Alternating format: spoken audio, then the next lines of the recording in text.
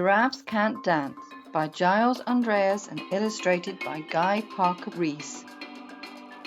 Gerald was a tall giraffe whose neck was long and slim, but his knees were awfully crooked and his legs were rather thin. He was very good at standing still and munching shoots off trees, but when he tried to run around, he buckled at the knees. Now every year in Africa, they hold the jungle dance, where every single animal turns up to skip and prance. And this year when the day arrived, poor Gerald felt so sad, because when it came to dancing, he was really very bad. The warthogs started waltzing.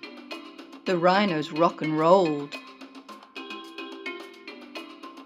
The lions danced a tango that was elegant and bold.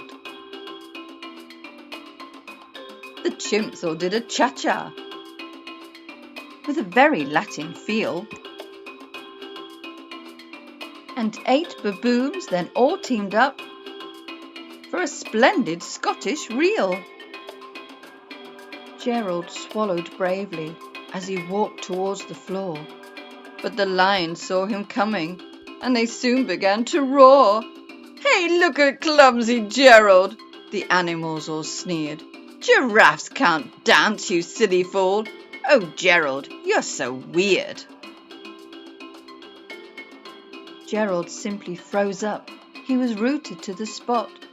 "They're right," he thought. "I'm useless. Oh, I feel like such a clot." So he crept off from the dance floor and he started walking home. He'd never felt so sad before, so sad and so alone. Then he found a little clearing and he looked up at the sky. "The moon can be so beautiful," he whispered with a sigh. "Excuse me," coughed a cricket who'd seen Gerald earlier on, "but sometimes when you're different, you just need a different song. Listen to the swaying grass and listen to the trees. To me the sweetest music is those branches in the breeze.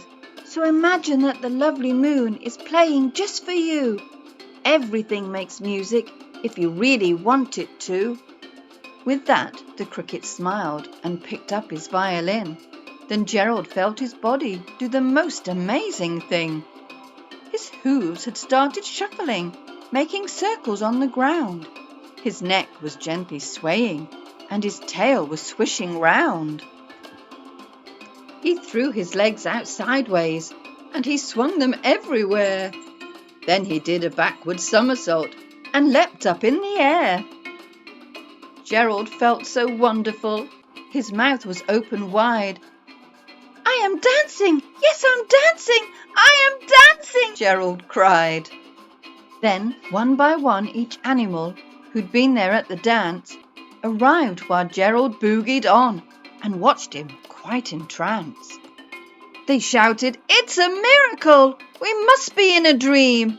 Gerald's the best dancer that we've ever seen! How did you learn to dance like that? Please, Gerald, tell us how!" But Gerald simply twirled around and finished with a bow. Then he raised his head and looked up at the moon and stars above. "We can all dance," he said, "when we find music that we love."